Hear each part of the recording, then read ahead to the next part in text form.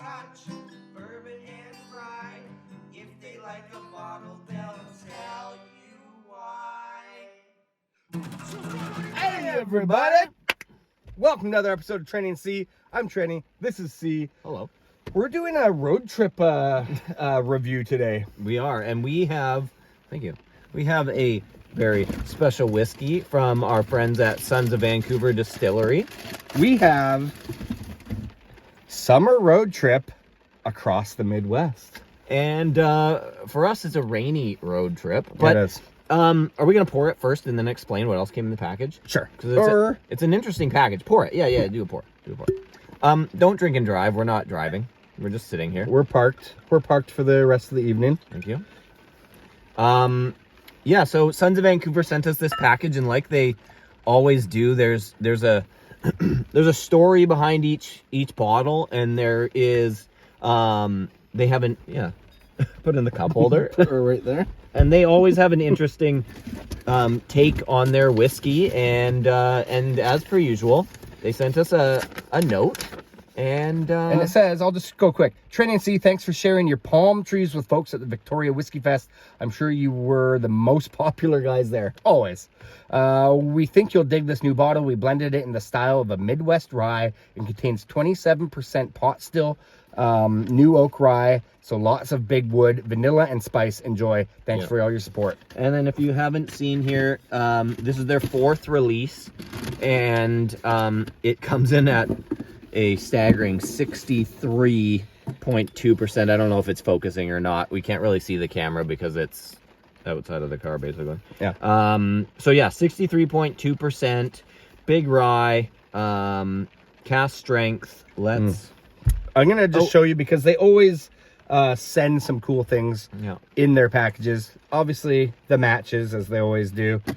They gave us a air pressure gauge. Yeah, because it's a road trip. It's a road trip, so you got to have that. And what better road trip snacks than some you would take some Jack Links. You always stop at the gas station, and you got to get those certain items, certain snacks. Yeah, road trip items. And I guess we're gonna be listening to some Brooks and Dunn on this road trip. Yeah, they've given us a cassette tape. Yeah, which this vehicle doesn't take. No, but you know. But back in the day, you definitely would have had your cassette tapes going for sure. Yeah. So, especially in Midwest, that seems like a good road trip album. That's a good album. Okay, let's get to those here.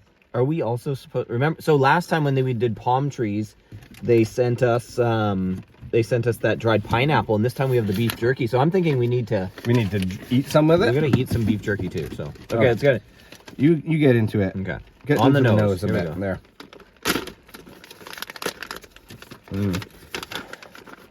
Well, are you getting straight to the beef jerky? No. Okay. Well. Just for reset the palate with some beef jerky. Exactly. Okay. Okay, nose. Smells like beef jerky now. I think we did this in the wrong order. Probably.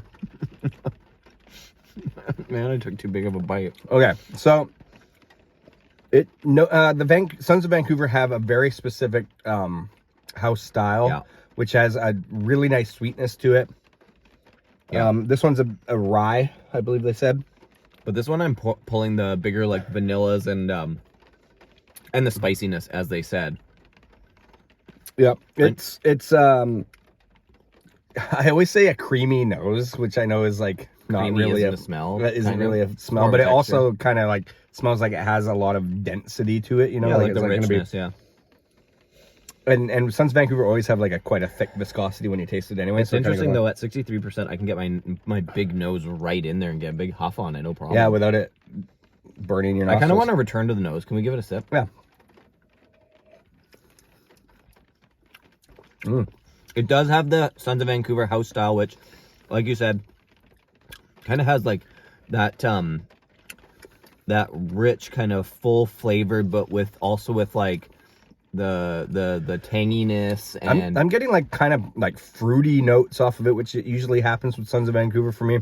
Even slightly tropical at times, but maybe a bit of a back cocoa thing on the back of my palate. Yeah, I'm getting that kind of like creme brulee kind of style, like where it's like sweet and like creamy vanilla like pudding burnt, almost. burnt sugar, that kind of thing.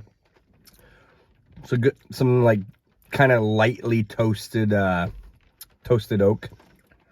Yeah, it's got oak for days on the back end there. And this is a cool bottle because we're gonna be dram clubbing it Totally. as well. And for 63%, It drinks.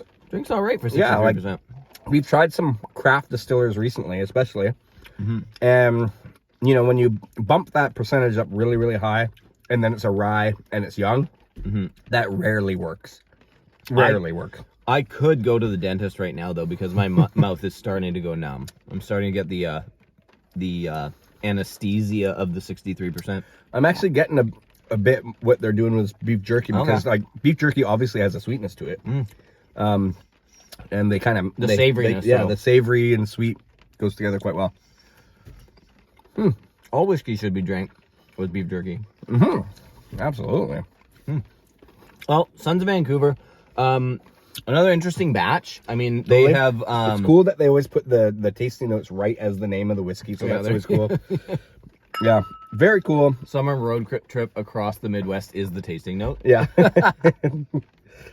Maybe, yeah. We're gonna dram club it out. People are gonna get a chance to taste this, just like we did with palm